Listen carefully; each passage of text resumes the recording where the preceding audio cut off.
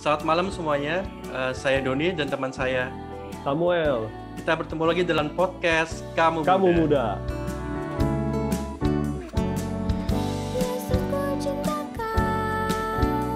Hartaku yang berharga.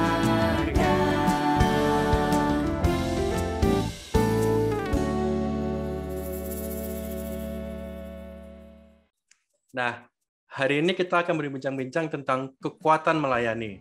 Tapi sebelum kita berlanjut, kita ada baiknya untuk memperkenalkan narasumber kita hari ini. Yang pertama dari Demut, yaitu Aster. Boleh sapa penonton, Aster? Halo guys, apa kabar? Dan yang kedua dari Pemuda, yaitu Zeva. Halo semuanya. Dan yang terakhir ada dari Remaja, yaitu Jemima. Halo semuanya. Ya. Dan setelah kita memperkenalkan 3 narasumber kita pastikan sering mendengar apa itu kata melayani. Dan jika dilihat dari Kamus Besar Bahasa Indonesia, melayani adalah membantu menyiapkan apa yang diperlukan seseorang, meladeni, menerima, dan menyambut ajakan. Tetapi apa sih yang Alkitab katakan tentang melayani? Boleh sedikit jelaskan ya, Sam? Nah, Don, 2 minggu sebelumnya kita udah belajar tentang harmoni dan empati. Nah, 2 kekuatan itu membawa kita ke kekuatan yang berikutnya, yaitu tentang melayani. Melayani itu melakukan sesuatu sesuai kebutuhan orang lain. Nah, ayat minggu ini cukup straightforward, Don, yaitu Markus 10 ayat 45, yang Yesus ucapkan ketika 2 murid Yesus bertengkar siapa yang mau duduk di sebelah tahta kanan atau kirinya. Nah, Yesus bilang, karena anak manusia datang bukan untuk dilayani, melainkan untuk melayani. Jadi identitas atau ciri khas kita, kaum muda Kristen juga gitu sebenarnya. Bukan melayani atau dilayani. Bukan dilayani atau melayani, gitu ya, Don? Iya, yes. Nah, kalau udah memiliki hati yang melayani, bahkan seseorang bisa memberi lewat kekurangannya dia. Nah, ini yang mau kita dengar dari narasumber-narasumber kita malam hari ini. Melayani itu di mana, gimana, nah itu yang mau kita dengar. Nah, setelah mendengar penjelasan singkat dari Samuel tadi, ini saatnya kita mendengarkan pendapat dari narasumber kita tentang mengapa sih sebagai kaum muda harus melayani sesama manusia dan apa saja kendala pelayanan tersebut. Nah, kita mulai yang pertama dari remaja terlebih dahulu, yaitu Jemima. Gimana Jemima? Kalau menurut aku, dari perspektif aku, kayak alasan kenapa seorang harus melayani, kayak tiap orang tuh pasti beda gitu loh, kayak nggak bisa disamain. Tapi kalau aku sendiri, kenapa aku mau melayani? Pertama, menurut aku melayani itu salah satu cara buat aku nunjukin mengucap syukur kepada Yesus gitu loh. Sebagai salah satu cara buat aku nunjukin bahwa Tuhan tuh udah baik sama aku, berarti aku juga harusnya bisa baik sama orang lain gitu. Jadi itu alasan mengapa menurut aku melayani sama manusia itu juga penting. Terus kalau kendalanya, mungkin karena dulu pas sekolah ya, pas masih SMA, itu kendalanya di waktu sih, karena kayak kadang tuh merasa ya ada tugas tapi kalau ini konteksnya dalam melayani di gereja sih, kayak ya ada tugas tapi harus melayani di gereja juga gitu. Jadi mungkin kalau dalam kendalanya kayak gitu. Terus mungkin kadang hilang motivasi, hilang keinginan untuk melayani gitu loh. Tapi menurut aku kalau itu bisa dicari sih, kayak bisa dibawa terus dalam doa. Itu aja sih kalau aku. Terima kasih Jemima. Ada tanggapan nggak, Sam? Tentang tadi yang udah diutarakan sama Jemima? Kita lanjut dulu aja, Don. Masih dipikirkan ya. Kita lanjut lagi langsung ke Pemuda, yaitu Zeva. Gimana Zeva? Oke, kalau ini ya, kenapa kaum muda harus melayani? Sebenarnya kalau dari aku sih, kenapa aku melayani itu karena ini sih ada kalau melayani kan suka kayak menghadirkan faktor seneng juga kan ya, habis ngebantu orang lain, itu pasti bikin senang gitu. sesimpel mungkin kayak bantu temen dari tugas, ngebantu mama masak atau segala macam gitu, itu pasti menghadirkan faktor seneng itu. Dan aku juga sama sih kayak Jemima, kayak kadang suka mikir kayak, oh wow, Tuhan udah baik banget deh sama aku, udah ngasih aku banyak banget. Dan dari melayani ini aku juga jadi ini ngerasa aku at least bisa memberikan sedikit kembali ke Tuhan gitu.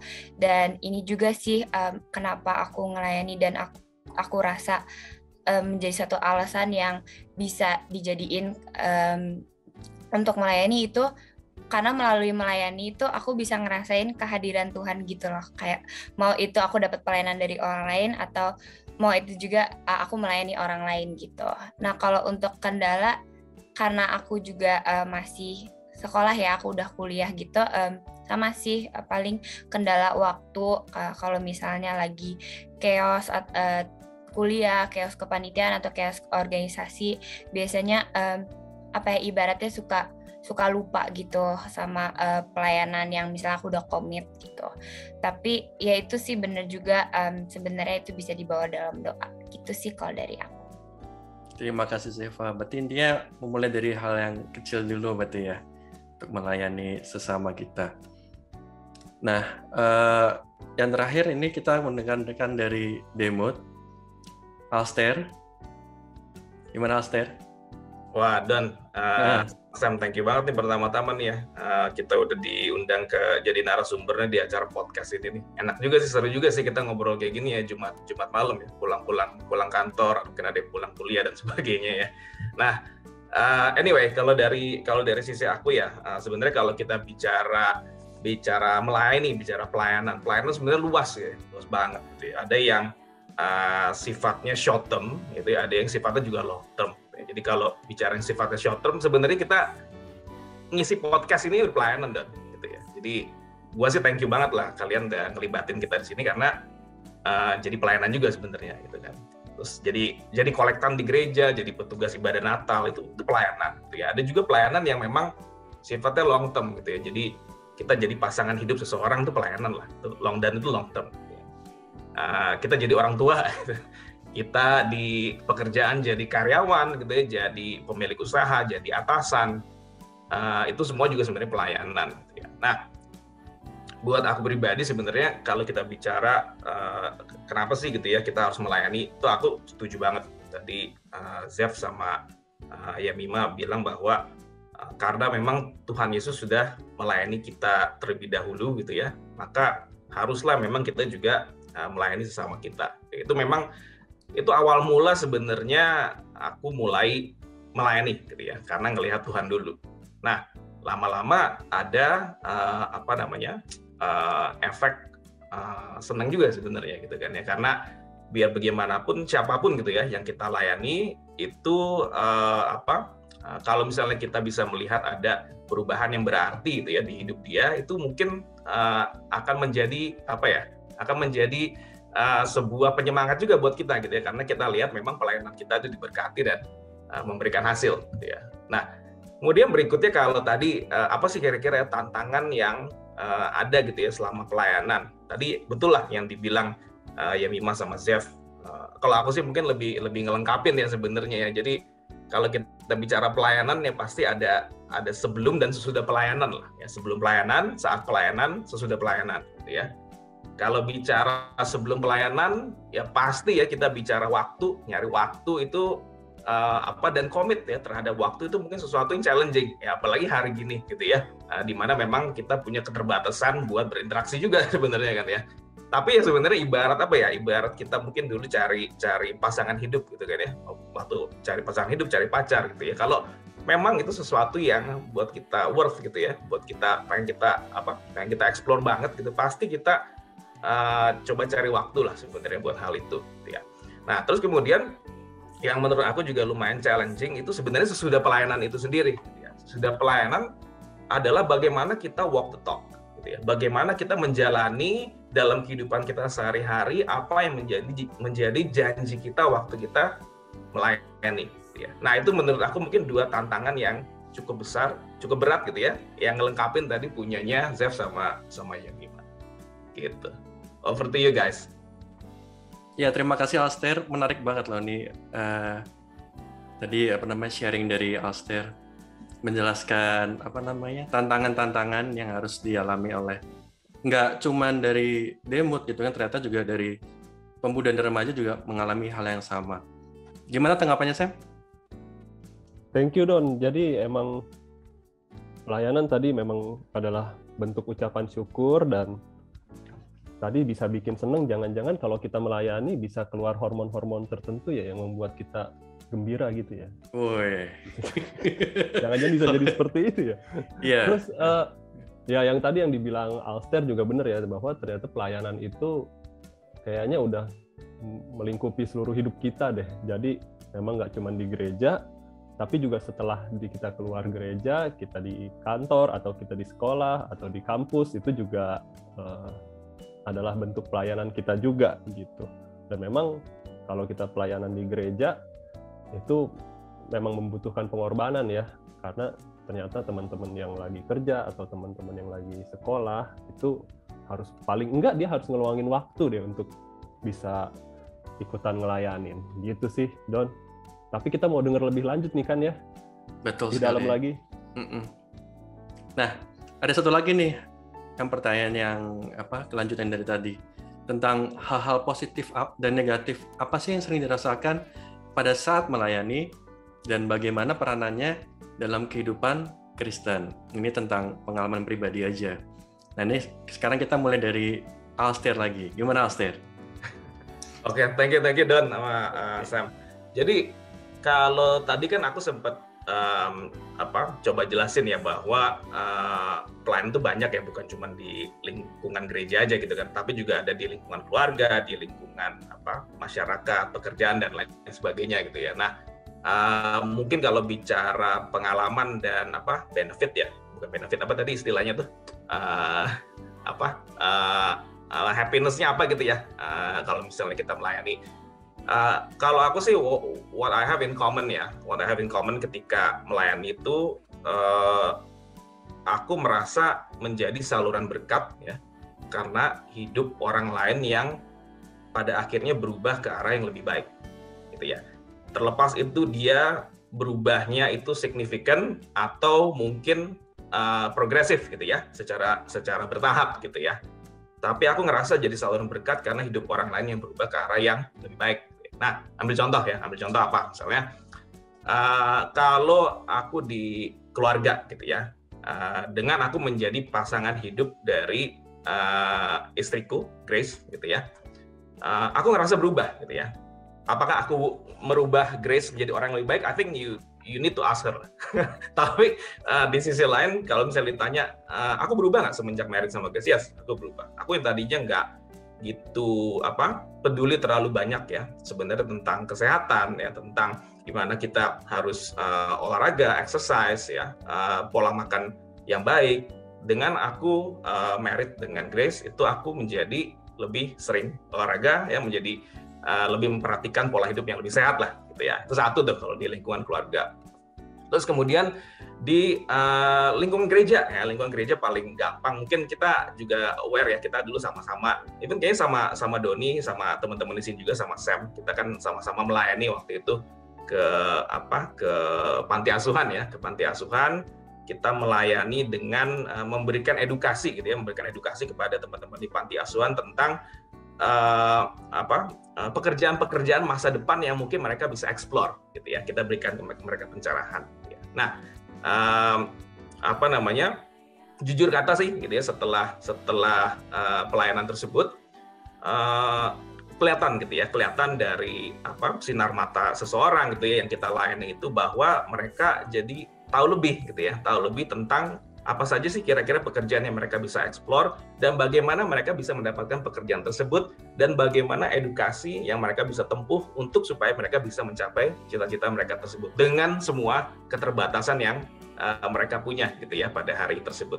Itu sedikit banyak itu mencerahkan gitu ya, itu memberikan kita semacam energi gitu ya.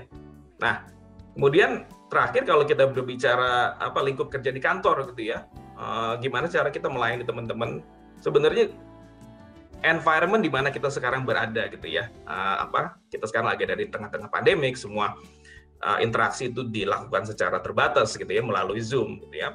Maka sebenarnya mental health gitu ya, mental wellness ini menjadi sesuatu yang betul-betul juga harus diperhatikan gitu ya untuk teman-teman yang juga berada di lingkungan pekerjaan.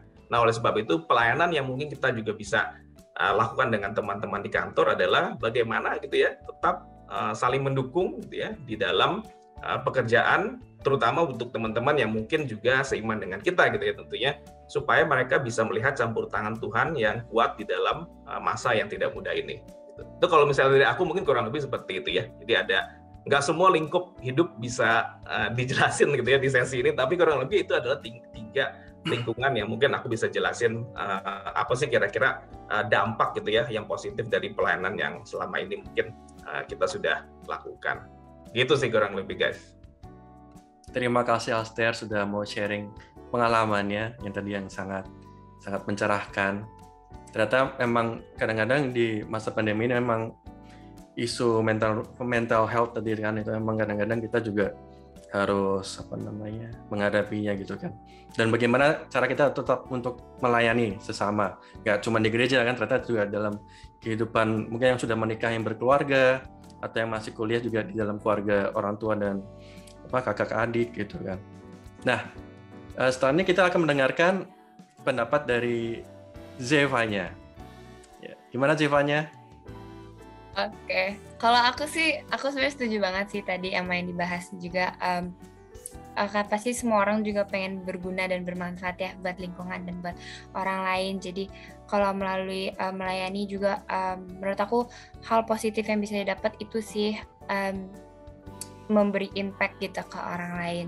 Mungkin salah satu contoh yang aku bisa kasih itu ya kan tadi dibilang nggak harus di gereja ya, jadi mungkin sesimpel kayak ikut kepanitiaan apa dan membuat kegiatan seperti workshop atau segala macam itu kan juga pasti berguna buat orang-orang yang ikut workshop gitu nantinya kan. Jadi menurut aku itu sangat positif yang bisa diambil dari pelayanan. Dan mungkin kalau dari konteksnya gereja gitu kan, kalau dalam pelayanan itu kan nggak cuma sendiri ya, pasti ada orang-orang lain. Itu juga berlaku banyak arah gitu kan, 2 arah gitu. Jadi kalau dari yang aku dapetin di dalam pelayanan dalam gereja itu, aku jadi ketemu sebuah komunitas baru yang beda, sebuah komunitas baru yang beda dari komunitas-komunitas yang aku dapetin di luar gereja gitu. Aku jadi ketemu teman-teman yang nggak cuma sekedar have fun atau kenal segala macam, tapi aku juga ketemu teman-teman yang bisa saling support dan kuatin aku, dan aku juga bisa kuatin mereka, tapi secara rohani, secara sesuatu yang seiman gitu kan. Jadi aku cukup dapat itu banget di dalam pelayanan gereja melalui mungkin kayak sesimpel sharing-sharing dari kakak-kakak gitu di gereja ataupun adik-adik yang di gereja gitu sih kalau dari aku. Terima kasih Zevanya sudah mau sharing hari ini. Dan yang terakhir dari Jemima. Kalau aku bakal salah satu pengalaman aku sih mungkin yang paling berkesan dalam pelayanan itu kalau pelayanan di gereja ya, kayak Kak Zeva sih, karena dari aku SMP sampai SMA tuh aku nggak lingkungan aku nggak berada di lingkungan yang emang aku tuh kayak bisa ngobrol yang tentang iman gitu loh. Jadinya kalau pelayanan di gereja gitu kayak nge-WL atau mungkin sharing group, ikut panitia 4 days out atau apa, itu rasanya kayak aku kayak balik ke elemen gitu loh, kayak ketemu teman-teman yang emang benar-benar suportif dan ngerti bahwa kayak Tuhan tuh selalu ada gitu. Dan menurut aku dengan aku pelayanan itu aku juga bisa memberi kayak contoh bagi orang yang melihat bahwa ya mereka juga bisa gitu pelayanan kayak aku. Dan apalagi di GKIPI menurut aku semua orang tuh terbuka banget buat pelayanan. Jadi apalagi konteks pelayanan di gereja ya. Jadi menurut aku itu sih hal positif yang bisa aku ambil dari pelayanan, bahwa aku melayani dan aku melayani orang, tapi aku merasa aku juga bisa membuat orang lain tuh bisa mengajak orang lain untuk melayani gitu. Oke Jemima. Nah, ada satu pertanyaan untuk penutup yang mungkin sangat sangat tricky. Kalau teman-teman diberi pilihan nih untuk melayani dalam gereja, kira-kira mau di bagian apa ya? Nah, coba kita dengar dari pendapatan dari Zevanya yuk. Kalau aku ya, kalau di gereja tuh sebenarnya aku udah agak lama tertarik banget untuk mau melayani itu sih di JBI, juru bahasa isyarat gitu kan. Karena menurut aku itu something yang penting banget juga and bisa bermanfaat bagi teman-teman yang membutuhkan gitu kan. Cuman ya for now belum ada waktu, mungkin kedepannya semoga kalau bisa aku mau gitu. Iya, terima kasih Zevanya. Oh, mau JBI ternyata ya? Betul. Iya. Betul. Kebetulan juga ayah saya juga kebetulan lagi ikut itu juga yang di gereja itu, JBI sama siapa? Karina. Kok Karina sih? Siapa namanya sih? Yang JBI? Kania ya, Kania. Karina. Ya Kania gitu kan. Ya itu menarik sekali kok. Nanti ada gurunya sendiri juga di situ. Dan kita dikasih itu juga apa namanya bahan-bahan dari itunya. Dari JBI ya. Oke, Zevanya udah mau sharing. Yang berikutnya dari Jemima, gimana Jem? Kalau disuruh milih di bagian apa nih di gereja nih untuk melayani? Kayak kalau bisa offline, pengen kayak bareng teman-teman yang masih remaja juga, pengen bantuin kayak anak-anak kecil yang emang lebih membutuhkan, pengen ikut ajak pelayanan di GKIPI atau gimana gitu. Tapi karena ini offline, belum ada kepikiran sih. Tapi kalau karena ini online, tapi kalau misalkan offline pengen kayak gitu. Ya karena kita emang juga masih PPKM ya. Jadi ini kalau mungkin sudah selesai PPKM-nya nanti ditunggu berarti. Oke, berikutnya dari Alster. Gimana Alster?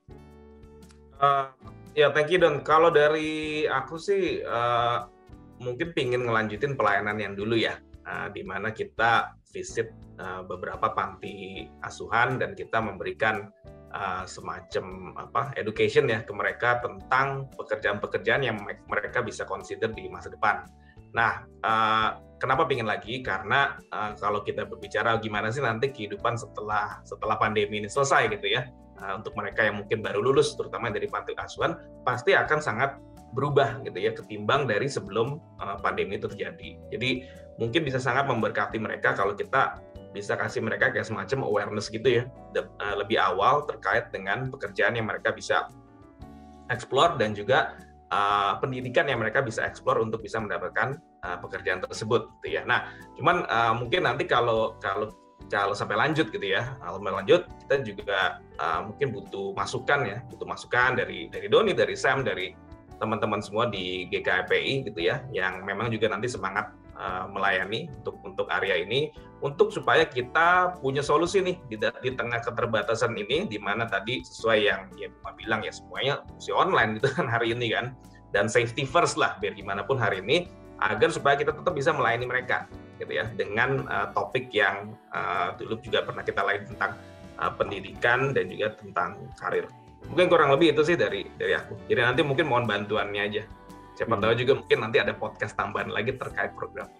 Oke, ini podcastnya hostnya Alster berarti. Wah, rame. Jadi kegiatan rutin. Mantep nih, ada pelayanan yang baru, ada pelayanan yang udah ada nih. Terima kasih semua teman-teman udah mau sharing tentang pertanyaan terakhir tadi, tentang kalau disuruh milih di bidang apa gitu kan. Terima kasih teman-teman sudah mau hadir dalam podcast Muda hari ini. Terima kasih pada Permisa yang sudah melihat dan sudah mendengarkan podcast hari ini juga. Mudah-mudahan bisa menambah wawasan tentang kekuatan melayani, nggak cuma di gereja aja, tapi juga bisa dalam kehidupan kita sehari-hari. Kalau gitu, saya Doni. Saya Samuel. Sampai jumpa minggu depan di jam yang sama. Dadah. Dadah.